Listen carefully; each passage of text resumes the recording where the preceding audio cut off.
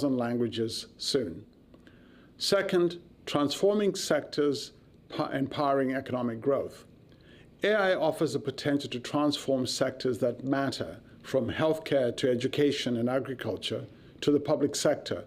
For the public sector, that could mean advances like personalized and more efficient government services for everyone.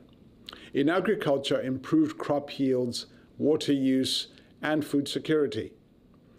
AI can also power the innovation and growth of entrepreneurs, small and large businesses, enabling productivity and economic growth. To give a sense of the scale of this economic opportunity, GSMA recently shared estimates that suggest that AI could add up to $2.9 trillion to Africa's economy by 2030. Third, advancing scientific progress. One example is AlphaFold, our Nobel Prize-winning AI system that enabled the prediction of the structures of all 200 million proteins known to science. Knowledge of protein structures is critical for understanding diseases, developing drugs, treatments, therapies, and more. To date, over 2.5 million researchers in over 190 countries are freely using AlphaFold. More than 25,000 of them right here in Africa.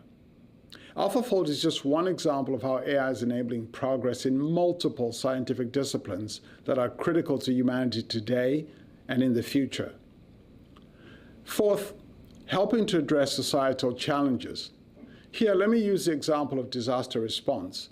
We know that advanced warnings can save lives. So at Google, we've used AI to make advances in flood forecasting, and in just 2 years, we've expanded to over 100 countries, covering areas where more than 700 million people live. This includes 41 countries in Africa. And in the past month, we've rolled out AI-powered nowcasting in search across Africa, helping people with high-quality weather forecasts for the next 12 hours. We're also seeing significant progress in healthcare using our AI models to effectively do diagnosis of diseases affecting millions, from maternal health, tuberculosis, diabetic retinopathy, and some of that work done right here on the African continent. As many of you know well, these opportunities do not come without risks and challenges, like technical performance issues, misapplication, or misuse. However, for me, the most profound risk remains the risk of misuse. That is, losing out on what AI could enable to advance and improve lives everywhere. But we must work on all of these risks and challenges. So how does Africa capitalize on these opportunities? We must take action in 5 key areas that we've detailed in Google's AI Sprinters Policy Blueprint for Africa. And in all 5, African-led innovation will be critical. They're as follows. First, investments in foundational infrastructure. This means broadband infrastructure and compute capacity through cloud data centers and other infrastructure.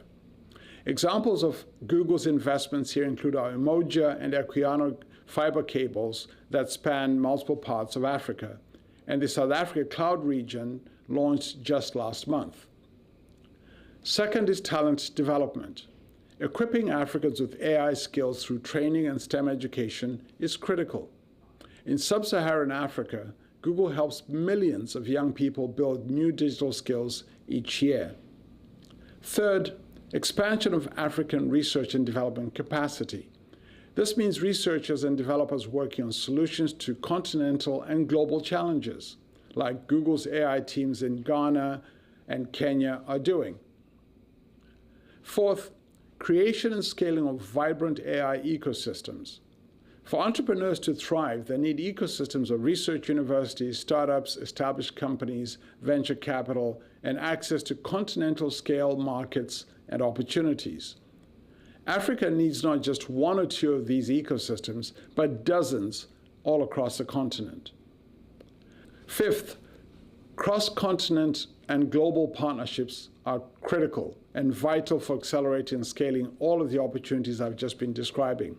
Again, African-led innovation here will be essential to making this happen.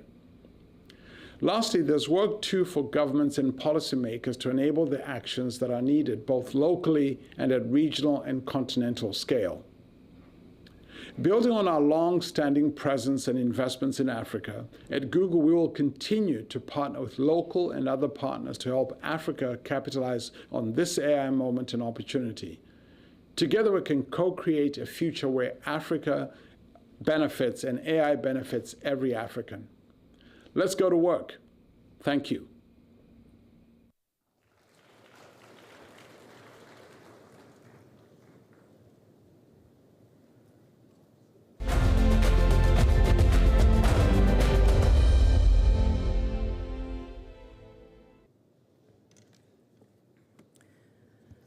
Hi, good afternoon, everyone.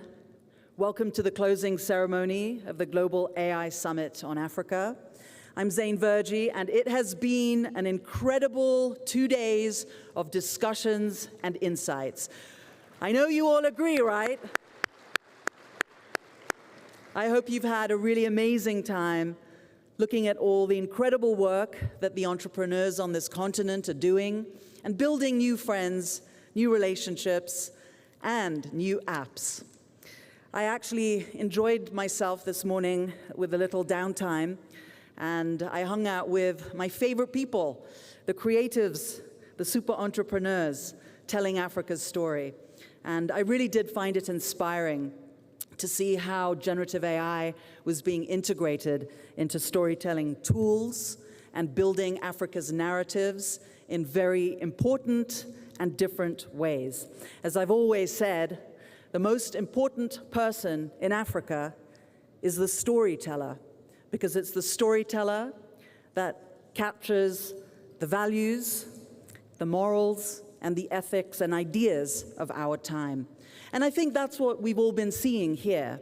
So thanks to everyone who's doing such incredible work and showcasing everything that we've seen today.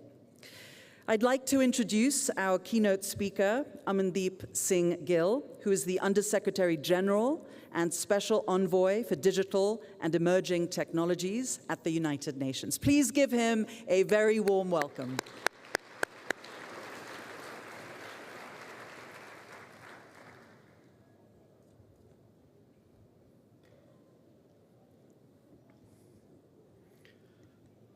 Good afternoon. Minister Paula Ingabire, distinguished attendees, ladies and gentlemen, I want to begin by thanking Rwanda, and in particular His Excellency Paul Kagame, the President, and Paula Ingabire, the Minister, for hosting us here. Please give Paula a round of applause.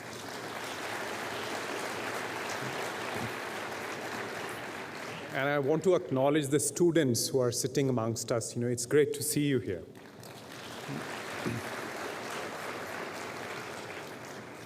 I've been asked to reflect on how what we've discussed over the past 2 days and what the summit outcome is, how that relates to global governance of AI. And I want to start first by sharing with you, so that we are on the same page, what's our understanding of governance at the United Nations. So in our view, global governance of AI is an indispensable layer of a tiered architecture of governance. There is significant aspects of governance that lie with the innovators, with the companies. Some call it self-governance.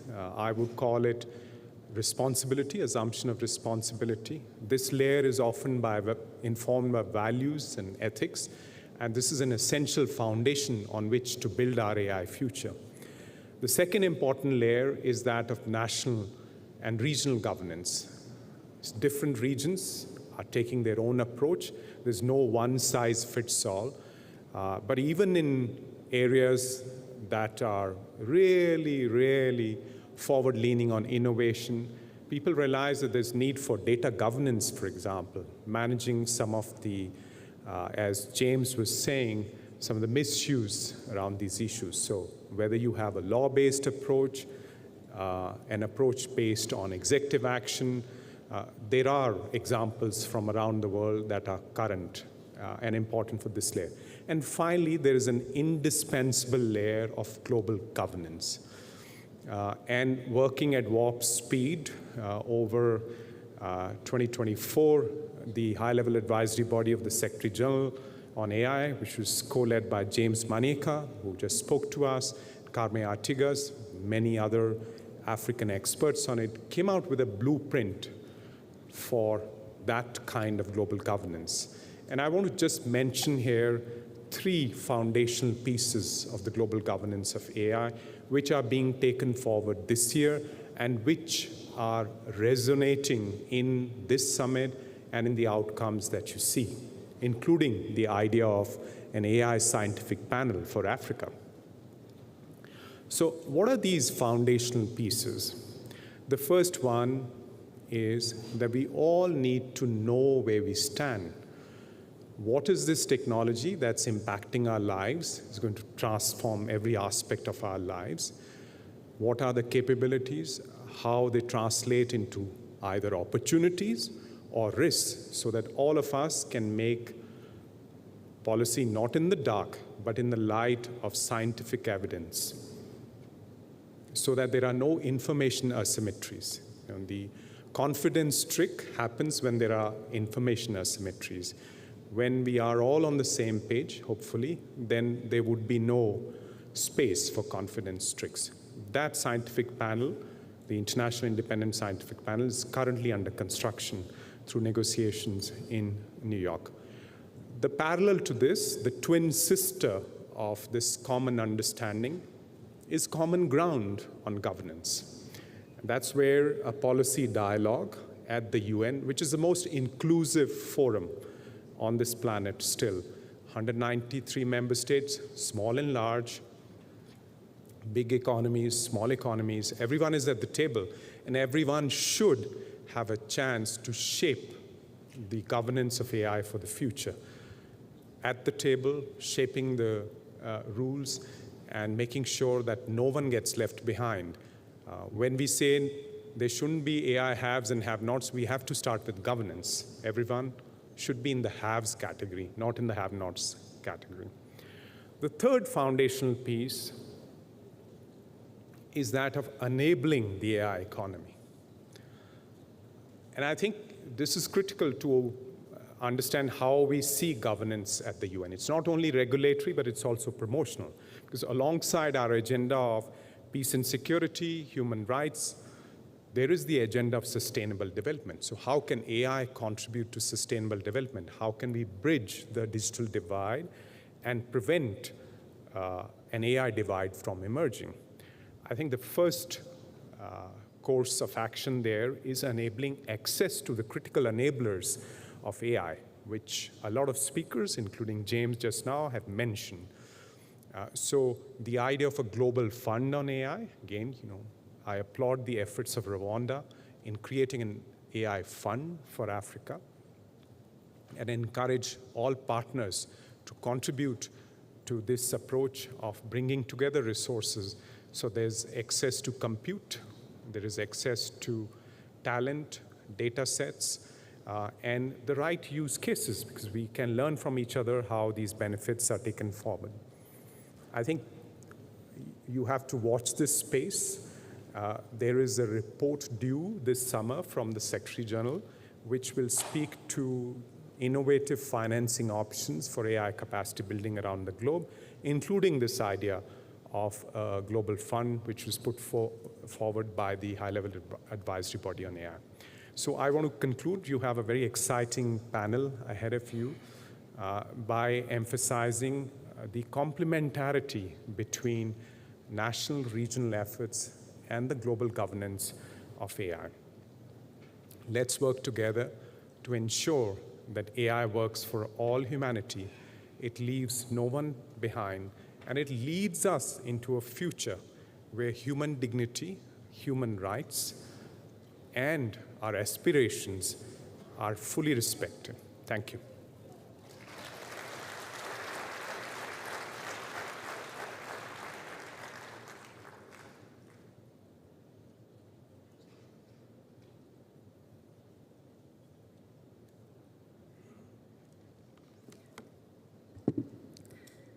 Thank you, Amandeep. Our final panel is going to explore a really critical topic: AI governance and Africa's positioning within the global context. As AI continues to shape economies and societies worldwide, effective governance is so key to making sure that these technologies are safe, inclusive, and responsible. For Africa, this moment presents a challenge and an opportunity to establish strong governance frameworks that not only manage risk, but also position the continent as a serious player on the global AI stage. Our panelists are going to address questions like building skills in AI, R&D, fostering collaboration between local and global researchers, as well as unlocking new sources of funding for innovation. I'd like to welcome now on stage our very distinguished panelists. Please come up as I call your name. Kate Callot, founder and CEO of Amini AI. Lassina Kone, Director General and CEO, Smart Africa. The Honorable Paula Ingabire, Minister of ICT and Innovation, Rwanda. Come on, a bit more for Paula. She put all this together. Thank you. Mr. John Omo, Secretary General, Africa, Telecommunications Union, and Rebecca Finlay, the CEO of Partnership on AI. And our moderator, myself.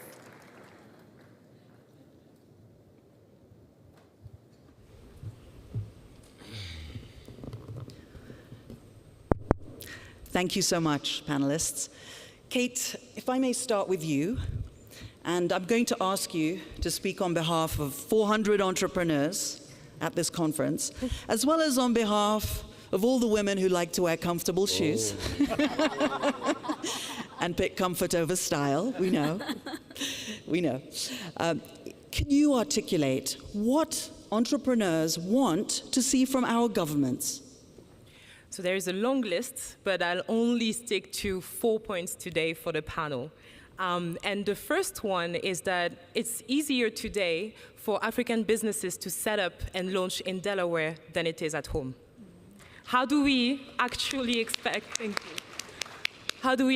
expect to grow billions of dollars of businesses in Africa if we're not making this easier for our entrepreneurs? The second one is around the fact that we can't actually achieve global African businesses if regulations and regulations change overnight. You know, someone said yesterday that data is AI's oxygen. Stability is our oxygen as entrepreneurs. We can't operate in an environment that's unstable and is changing overnight. The third one is around taxes, regulations, and IP. We today as a business, we're paying as much taxes as big banks, while we're actually trying to keep a small startup afloat and make payroll every month. How are we ensuring that we create the right frameworks for entrepreneurs and our startups to be able to continue reinvesting in R&D that drives innovation? Around IP, it's also very easy today to register patents and IP outside of Africa. How are you thinking about really owning or starting to own our own IP, starting to keep that IP on the continent? We represent 18% of the world's population, but we only contribute to less than 1% of the research output. And the last one is around compute. We've talked a lot about compute access over the past couple of days, and we've had our own compute clusters in our offices. And we're thinking about investing in more compute. But today, it costs us twice more to import compute into Africa than it is to buy compute in the US. How are you expecting us to continue fueling our research and training models that are adapted to our context locally if we have to send all our data outside? African innovation can't be locked outside of the continent. Thank you. Excellent. Kate, thank you for outlining the issues that our leaders are will need to face to help. That was actually more than 4, actually. I counted 5. Exactly. But she can do that. Let's go to each individual, and each one will take one problem, okay? So, and we're going to solve it here, otherwise we're not leaving. Lasina Kone, let's start with you. The Delaware LLC, the incorporation problem. Why can't I incorporate my company easily here on our continent? Well, in fact, I do have my company incorporated in Delaware. Why? Thank you very much for the questions. Thank you, Kate. I hope I will get it right. A lot of people forget that we all have aspiration to be a Silicon Valley. It took more than 50 years for Silicon Valley to get the US support, the government support. The Silicon Valley was not created out of nothing. It got support from the government. We don't want to wait 50 years.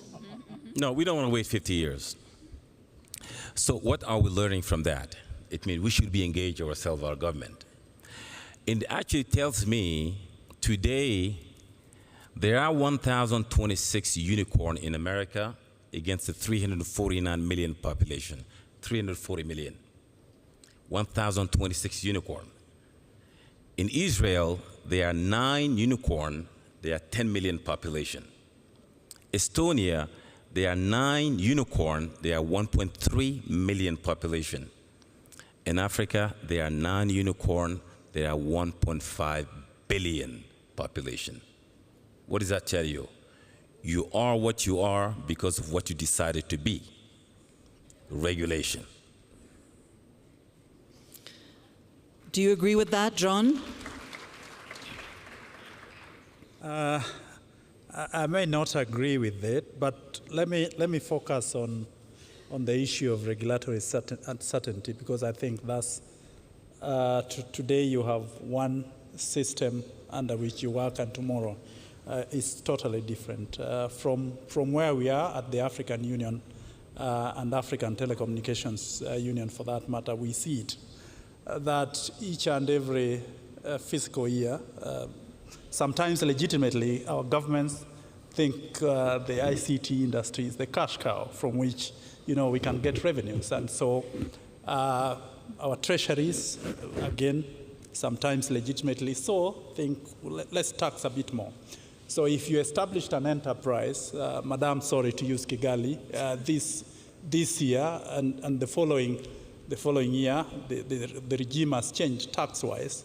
It throws you off balance as a business, and I think it's a legitimate concern that we are seeing a lot of regulatory changes, and that leads to uncertainty in terms of establishment of business enterprises in the continent. And so we need to speak to our governments a lot more in terms of the need for regulatory certainty. But there's also a false sense, I think, that we think of governance, AI governance, for that matter, as gatekeeping. It's not gatekeeping. It is facilitative. We see a lot more of whatever policies are coming in place in this very continent, whatever regulatory frameworks are coming into place as being collaborative. The development of this increasingly is collaborative. Madam here will not send our officers to just publish in the Rwanda Gazette regulations without public participation. And I think there's a fair sense in which the public contributes legitimately to dialogues that lead to what... I think some of them, she alluded to the 4 points. One of them is around the legal structures. And what we're seeing increasingly, and I'll take an example of Rwanda, where we've made it easy even to start a business in Rwanda. 6 hours. It's 6 hours, and it can get to 2 in certain cases.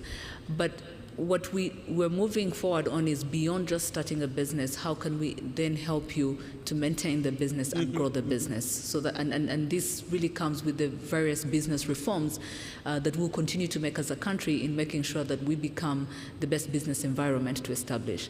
The second one around Delaware, which is what she came back to around regulations, is the governance that they've put in place to really make sure that these regulations create the right environment for companies, tech businesses to be able to thrive. And the third one is on tax benefits.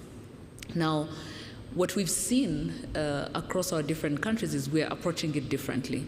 We've been in the process of putting in place a startup. I think at the end of the day, funding is still a key ingredient for many, access to funding, and this for many of the startups.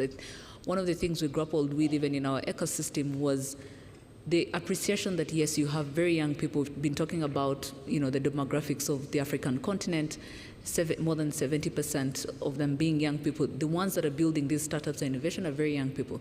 They may not have any collateral to put to a bank. And so what kind of financing instruments do we help to put in place? And it's not just to governments. I think it's going to be a collaborative effort where we're looking at the VCs, the PEs, the governments. What kind of funding structures need to be in place to support what they're doing?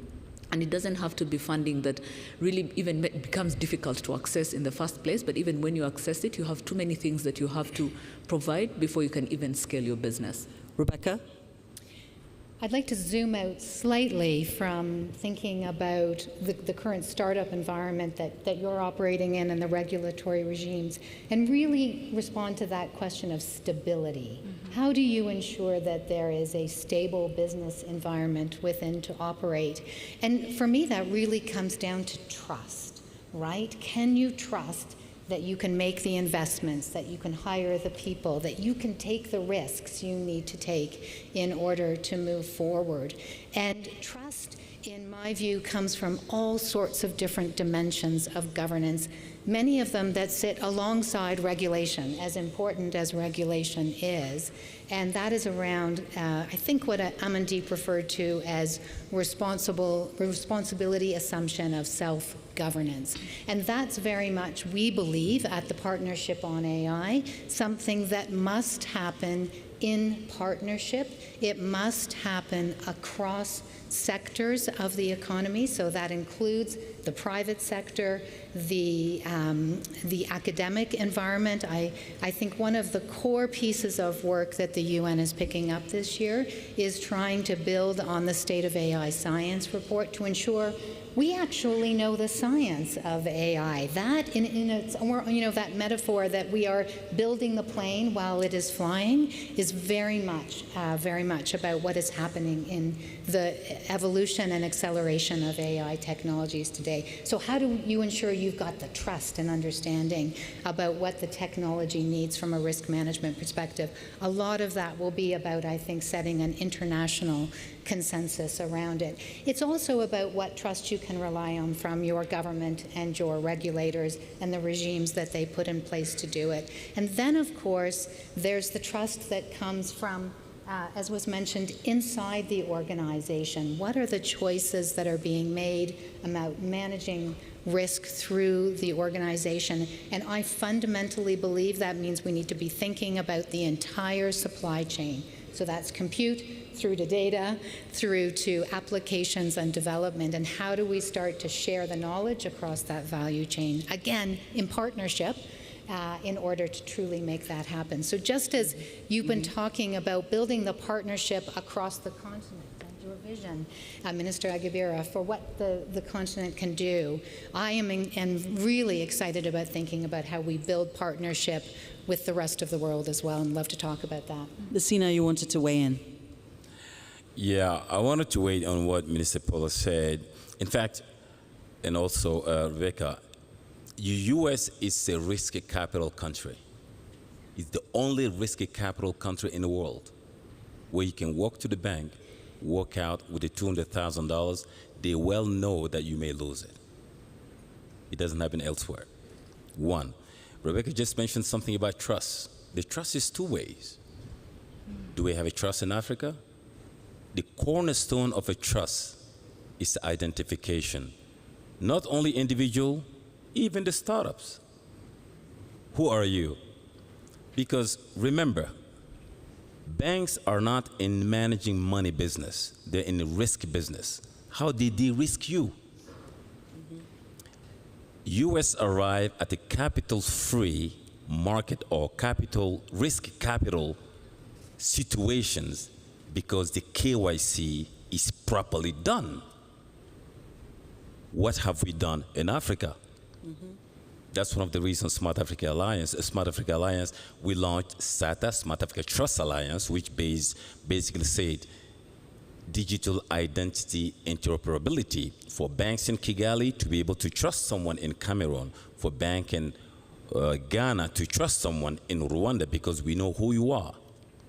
We are living in the truth economy, not a trust economy. That's what I wanted to add.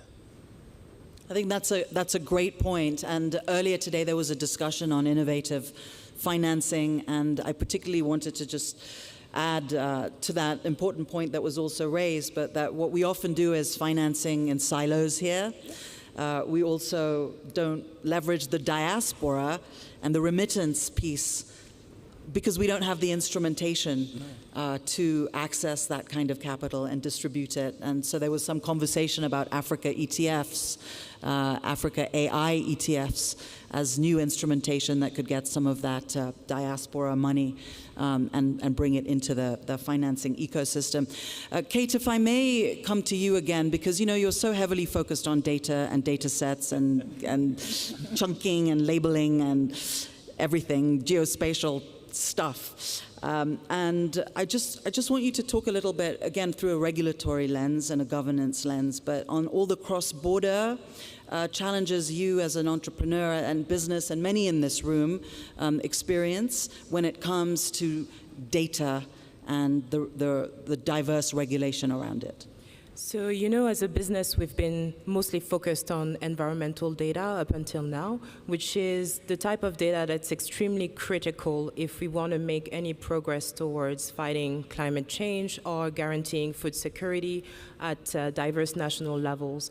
And one of the things I was mentioning to you earlier was around the fact that now because we're a Pan-African business, we have to go into every single countries and try to understand data regulations on the ground so we can actually even operate and also understand cross-border data flows within countries. So I think there was one point that was mentioned around how Africa has an opportunity to really work as a community to make progress around governance and specifically around data governance. And I think for us is an opportunity to enable businesses to be able to do, to be able to work across multiple African countries. And this is what we need. We're not going to build a unicorn by only focusing on one country, the one we're operating in. We will build unicorn by focusing on all 54 and really trying to address it as a whole. I just want to go back on what you said, Lassina, around data and around the trust aspect.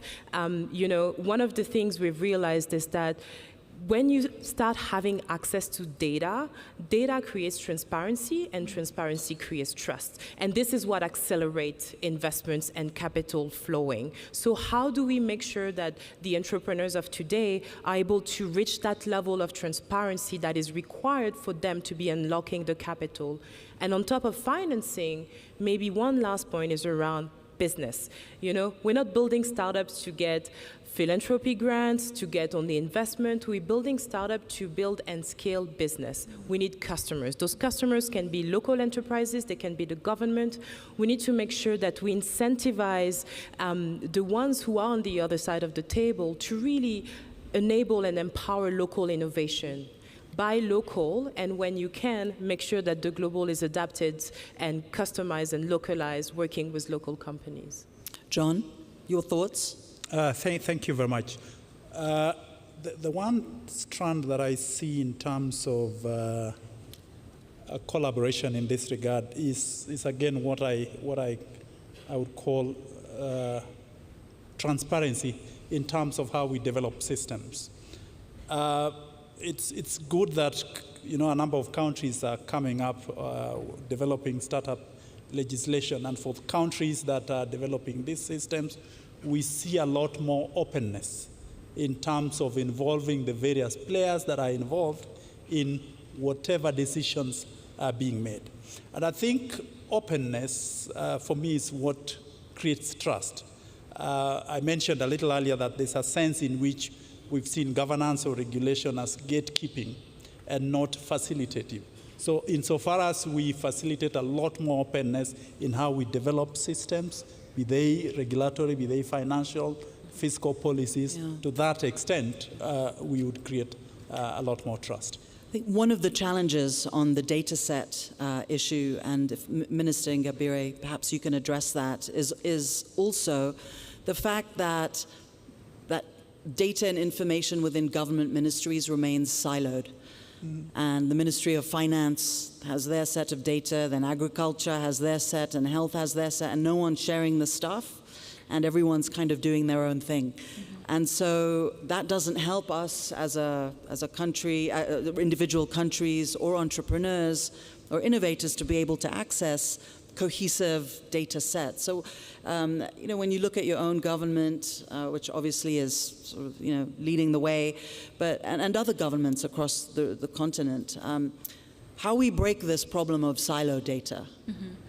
And let me share what our journey has been, because we've also walked the journey where we had all these different siloed data sets, and we continue to have those. But this is how we are solving for it. We started with, let's do pilot use cases that allow us to pick data from 3 or 5 institutions and show the power of, curating data and aggregating data together. And also the value of every institution not having to collect its own data, process it differently. And most times, obviously, these are government investments that you're making.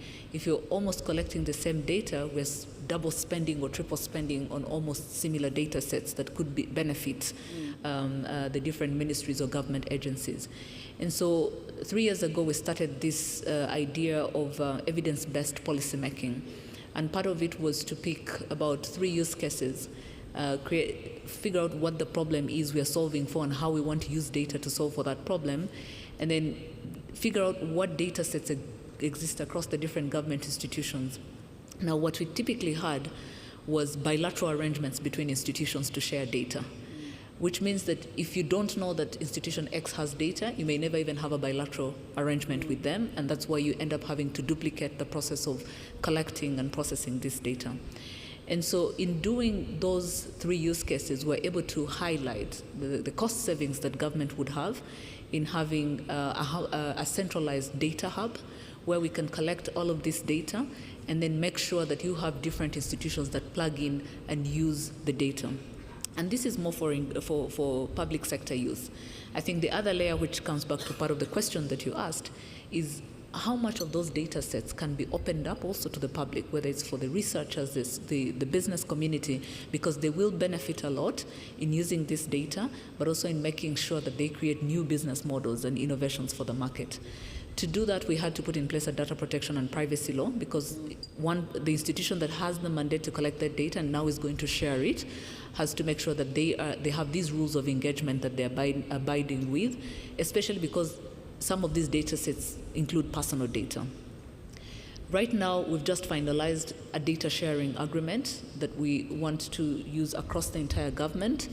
And the idea is that on the technology side, we build the data hub, but you also need these tools that allow government institutions to share this data. And it will be a combination, obviously, in certain cases for bilateral because of the sensitivity of the information, but for other data sets, this data sharing agreement should help with that. Let me end on this thing, and I'm glad that you asked this question right after Amandip, had shared broadly on the work that the UN is doing, especially some of the principles that they've put together. What we're seeing is that through the AI for Humanity report that UN has put together, one of the principles is around a global AI data sharing framework. So what that allows is that you have common standards that you're aligning on. And because we're talking about AI data, then we're thinking you're putting ethics at the front of everything that we're doing becomes very important. And then this also unlocks for beyond your borders, and if you have to share data with other countries in the region or on the continent, what frameworks will guide that? That's fantastic. Congratulations for that, and to Rwanda. So, Lassina, how can all the other countries on our continent be more like Rwanda? Well, that's exactly what we're doing. Amplify. We learn from as the Smart Africa Alliance. We learn from Rwanda. That's the reason we put together a project called Smart Africa Trust Alliance, which has a component called SADC, Smart Africa Data Exchange. Data becomes an information, it becomes wisdom, and so on and so forth. We all know that. So a country without a data exchange, exactly that's what Minister Paula was explaining, how the ministers' informations are actually combined together, just like the Estonian model. So we're putting that together a regional data exchange, and the first pilot project will be between Rwanda and Benin in a way that someone from Benin with a digital ID, with biometric ID, land in Rwanda, goes through the gate. Look at the trust. We talked about transparency trust is based on transparency. The transparency is based on, it's not given, it's proven. Proven by what? By identification. Data going through the gate belongs to someone. Who is that person? So if we are going to build a digital economy ecosystem with the user-centric, all the data is around the user. Who are you? You're the one who has a healthcare, driving license, car loans, house loan, all of that. All what we experience today with the big tech company is only the tip of the iceberg. That's exactly where the cornerstone of digital transformation is. That's why we have 16 countries who sign up the declaration for SATA, Smart Africa Trust Alliance, and we're going to do the project. How do you see that, Rebecca? Yeah, I think I'm so glad to see where this conversation has gone around the concepts of data, because we often think about more and more and more data being needed and being the answer. And yes, there is evidence to show that's important. But the nature of the data and the way in which it is curated, the way in which it is understood to be representative of the communities that are going to be using the applications that are built upon it. We've all talked about ensuring that the bias that is incorporated into the data, and we are humans, there is always going to be bias, is that it comes with a full understanding of the communities, both in terms of who the applications are for, but also who may be impacted more broadly. So I talked about the importance of academia being at the table, of government being at the table, and of the private sector absolutely being at the table. But one other core piece of the work that we do at the Partnership on AI isn't to ensure that the civil society organizations are at the table to be part of the conversation about ensuring that when that data is collected, their privacy is preserved. Human rights are protected. This is a core element. I should know this because I'm a Canadian from a bilingual country, but I learned recently that donner in French, donner, is another word for data. Yeah. And I love the image of to give, right? So we are giving of our data when our data is being consolidated and used in order to develop applications and business solutions for us. Let's make sure those voices are there and are around the table. And just one other item that I'll note that we were chatting a little bit about, it's not just the data itself that's important, but in Africa and in many countries about the world, it is the data enrichment workers who are cleaning the data and curating the data, and many times moderating the content on many of the platforms that we experience every day. And one of that I think is a fundamental area where we can build partnerships across sectors. So right now we're working with labor organizations and worker collectives and industry and academia. We have a whole set of fair practice, fair labor supporting guidelines, specifically looking at how we ensure that those workers in that pipeline, often called the hidden workers of the magic of artificial intelligence, are protected. Another form of trust that we all need to be thinking about. Kate wants to respond. Yes, I love this because we've addressed the entire data value chain from the government all the way down to the communities who can also contribute and who we can reward by giving them value for that data. One of the things I would love to come back on is something Lassina said around the Estonia model. And one of the reasons why Estonia was so successful at producing unicorns is because the government made a conscious step to actually provide access to some of that data via API to the innovators. So my question to you is, when, as us entrepreneurs in Africa locally, are we getting access to that infrastructure so we can build on top of it, improve our current technology infrastructure, but also scale the number of applications that are localized for our countries? That's a good question. In fact, it's already happening. Look at Ghana, for example. The Ghana Cocoa Board, they made the data available to the farmers. The farmers are making money. I think some of them had a revenue growth up to 30%. Same thing even in Rwanda. Rwanda made some data available for entrepreneurs. It's happening also in Kenya, which imposed the multinational private sector in Kenya, operating in Kenya, to make data available for the startup to work on. But the foundation of all of these is the data exchange. Because what we're putting together, not only data, if we want to integrate Africa into a single digital market, we must be integrated. There is no integration if there is no data exchange, which goes beyond the national interest, even the cross-border. And as I said, stay tuned, with our pilot, because we have 16 countries. It's going to start between Rwanda and some West African countries, Benin, Ghana, Togo, Senegal, Cote d'Ivoire, and before we come back to the East Africa. Thank you. AI, as we all obviously know, is moving at lightning speed. It's so fast. Every day there's something new. We talked about common standards, global, regional, national, and at the core ethics that are involved. But how do we as a continent and our leaders look at things that are coming, but our regulations and governance haven't got there yet? For example, like agentic AI flows, AGI, reasoning models. There's Manus AI that recently came to be, which is amazing. But how are we thinking about that? How are the panelists thinking about the future that's coming fast? Minister Paula? Thank you, Zain. Why are you all not wanting to answer? These two guys don't answer. No, I'll take it. Don't let Paula go. No, Paula go, then you.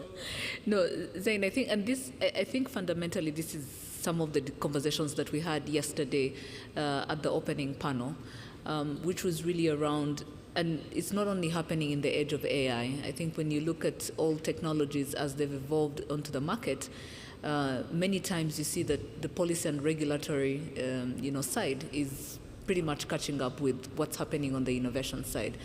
In fact, I think it's great that we're even having this conversation because we, in partnership with the World Economic Forum, when they started many of these centers for the fourth industrial revolution, the idea, I think starting with the San Francisco Center, had been let's establish a center in a space where we know that we're seeing rapid evolvement of the innovations, the digital innovations, and by being plugged into that ecosystem, it allows the forum and the center to advise governments better to be prepared for what is coming. But Rwanda is out there and prepared for what's coming. Exactly. Obviously, Kenya, objectively speaking, I think many countries are. Nigeria, yeah. But there's so many that are not.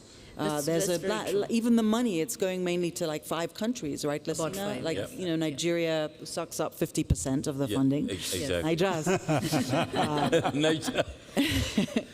Yeah, these are sorry. the top 5. Go ahead. Oh, no, go ahead. I'll wait for you. Yeah, I think just to complement what the Honorable Minister said, there's, again, this came through the panel, the first panel. There's a lot that is still unknown. There's a lot that is still being tested. There's a lot that we probably know, but we are improving on. And to that extent, there's a lot of experimentation that must go on. Not so much that we'll be guinea pigs, but we got to allow growth in this sector in such a way that there'll be sandboxes, there'll be experiments, and so the extent to which we want to see governance in the sector in terms of their known future is to allow for flexibility. There are things we do not know, and we got to just test them and say this works, this doesn't work, let's curtail it. That's how I see it in terms of what we do not know. Mm-hmm. I have a different view on this. It's as a disruptor, of course. I think what is happening, AI, agentic AI, AGI, ASI, which is artificial superintelligence in Africa, it's a very different context. Trust me, what you will see coming out of Africa in terms of use cases of AI is going to be completely different from the West. Because we are different. Mm-hmm. Maybe we keep on thinking that we are trying to catch up. We're not catching up. We are not in a race with anyone. We are actually redefining the finish line on our own term.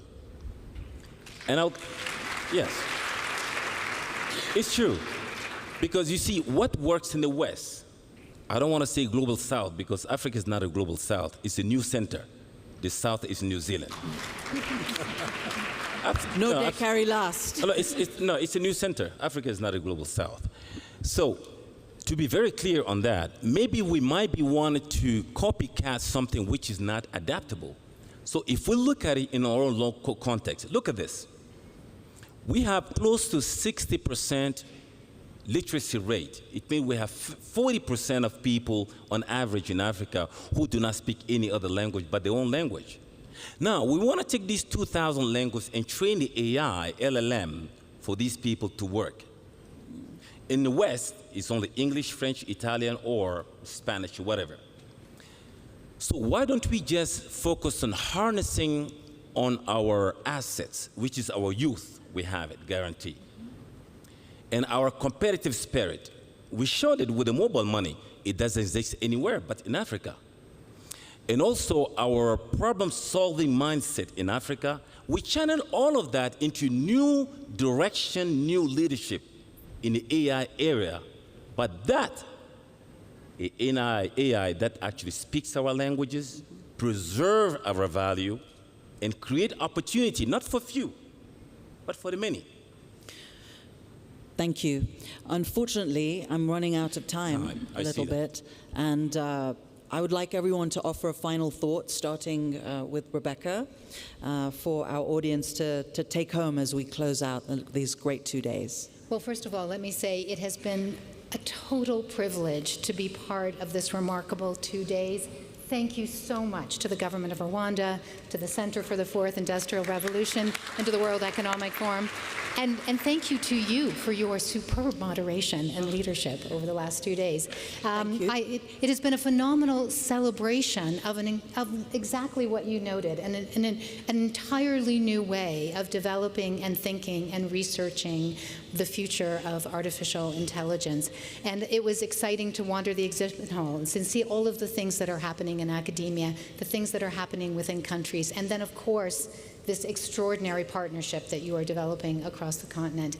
The only thing that I would say is that I would also join you to be with those of us outside of Africa who, one, want to support the work you're doing, but want you at that table setting the stage for the global agenda as well, leading the global agenda when we think about the future of this technology and what we need, and I'm looking forward to that. Thank you.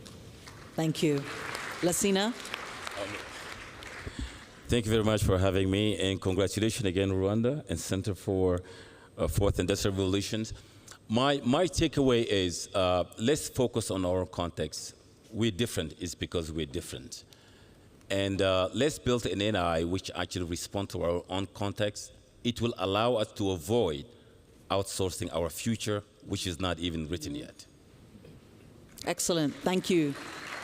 We do not outsource our future. Yes. Honourable Minister. Thank you. I think for mine is really a vote of thanks to everyone that made the conversations in the last 2 days worthwhile. I think we've had a lot of optimism, a lot of opportunities that AI presents, and my biggest takeaway and my call to action to all of us is let's move from the conversations. Let's act on everything that we've said here in the last 2 days, and we'll see the difference happening over the next 1 year. Thank you. John? Thank you very much, Zain, and thank you very much, Honourable Minister, for the invitation. I see an opportunity here that African governments, and indeed the African people, are demanding rightfully that they have a fair share in terms of global decision-making in governance and openness in that regard. We must bring that home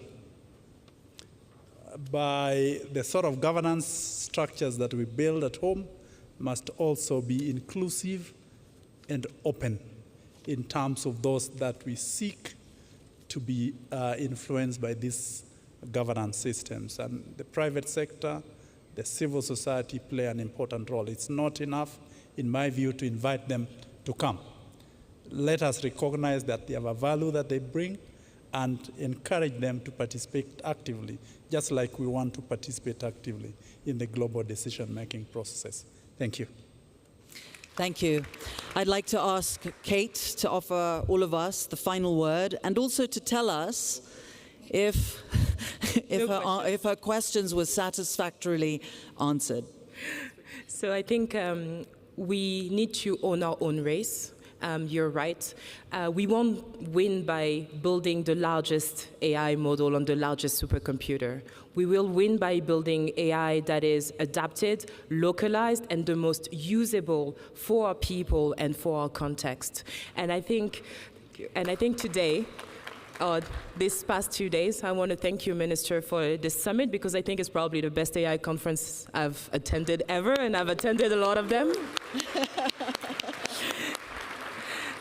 And I think the decisions and the changes that we are making right now will decide what the AI future of our continent looks like. And for entrepreneurs, it has to be, Africa shouldn't be an option to build an AI company. It should be the best option to build an African AI company.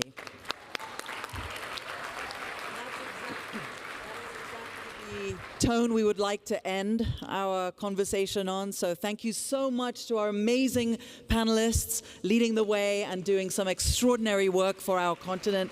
Give them extra special, warm, loud, Africa-style applause.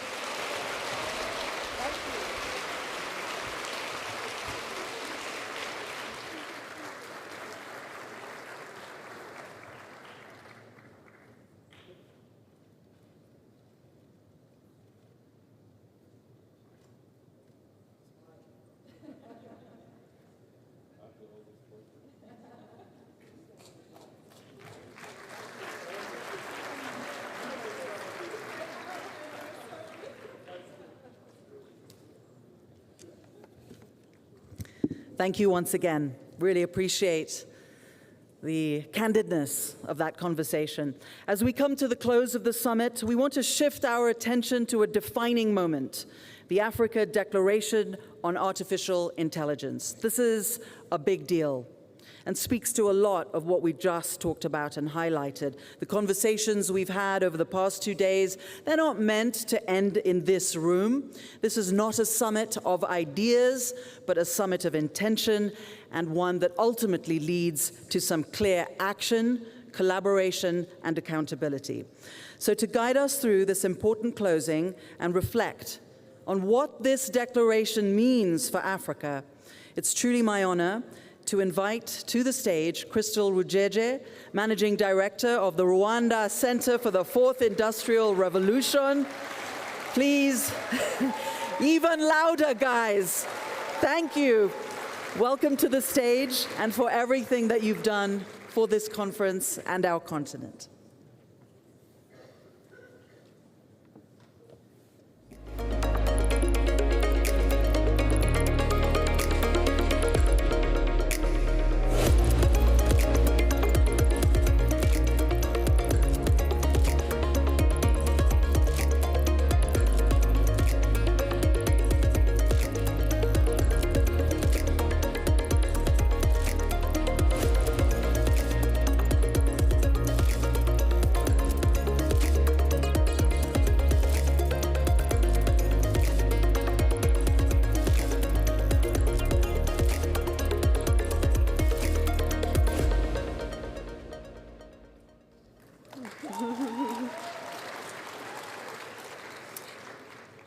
Thank you, Zane.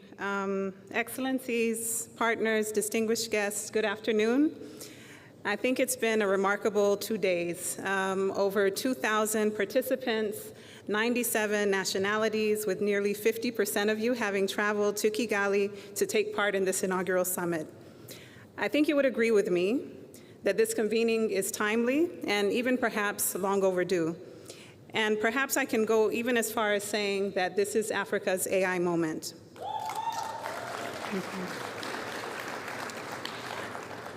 This is a moment where Africans have come together to shape a collective vision for the continent's AI ambitions, and where the world has come to Africa to join us in this exciting journey. Yesterday, President Kagame said the potential for innovation and creativity on our continent is immense. That is already a comparative advantage which artificial intelligence can multiply. And I couldn't agree more. With the dynamic energy I've witnessed over the 2 days, hearing startup success stories on panels, to visiting the entrepreneurs in their exhibition space, and hearing the brilliant innovators in the pitch zone, I am filled with tremendous conviction that our youth are ready to lead Africa's AI revolution. I wish to extend my sincere gratitude to all the speakers who traveled from near and far to enrich our discussions and their expertise and the diverse perspectives that they offered.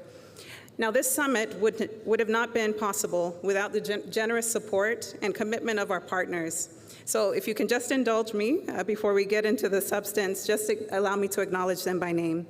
The Gates Foundation, the MasterCard Foundation, Carnegie Mellon University Africa, Google, the Tony Blair Institute for Global Change, UNDP, I&M Bank, IREMBO, Elevate Africa, RSSB, and I also wish to thank our knowledge partners who have really played a critical role in curating this incredible event. Kala, Smart Africa, Dahlberg, the Carnegie Endowment for International Peace, the Center for Law and Innovation, Zindi, Karibu Digital, the Africa Dialogues, Inhomoko, of course, our wonderful host here, the government of Rwanda, and our partner, the World Economic Forum.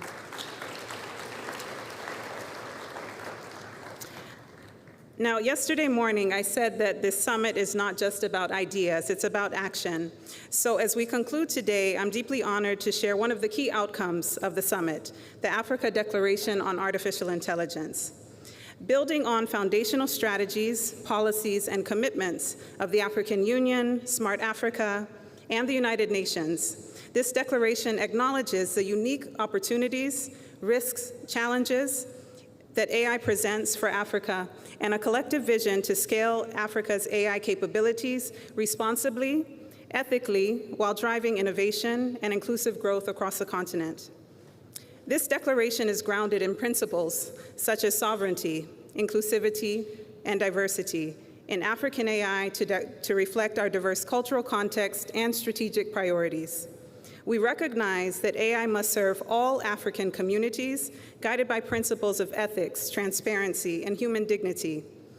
To realize our shared aspirations, this declaration lays out key commitments to drive decisive action.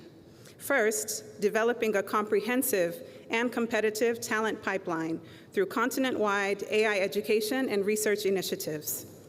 Establishing frameworks for open, secure, and inclusive data governance. Deploying affordable, sustainable computing infrastructure accessible to researchers, innovators, and entrepreneurs across Africa. Creating supportive ecosystems with regional AI incubation hubs driving innovation and scaling African AI enterprises domestically and globally. Mobilizing investment, including ambitions to raise a $60 billion Africa AI fund to build resilient AI ecosystems and accelerate growth. Harmonizing governance frameworks to facilitate national and regional cooperation and to enable cross-border data flows. Supporting Smart Africa's efforts to establish an Africa AI Council and the critical role they can play in shaping Africa's position within the global AI economy through multi-stakeholder engagement. This declaration is not only about Africa's future, it acknowledges that Africa's AI ecosystem is alive and well and ready to scale. As we conclude this summit, let's ensure that next time we meet, we are reporting on progress, infrastructure that has been built, partnerships that have emerged, and enterprises that have been scaled. I thank you all for your contributions to this inaugural summit, and although the event has ended, I think the work starts here. So I wish you all a good evening and best for everyone who is traveling back to your respective countries. Thank you.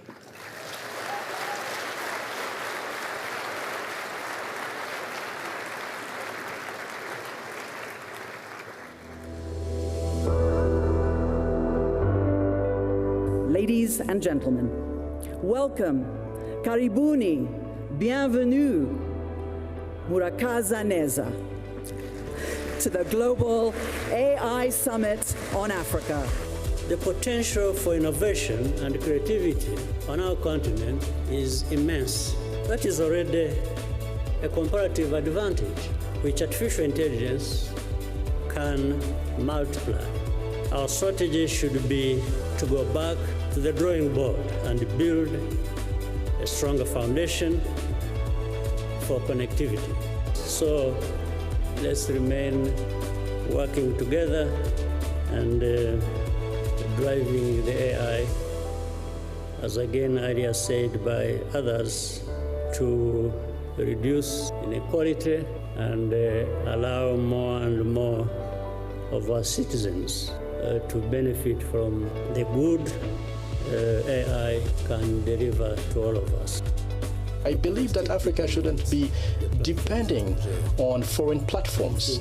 We need to build our own digital sovereignty, and this should be based on 3 pillars: our data, our infrastructures, and our standards.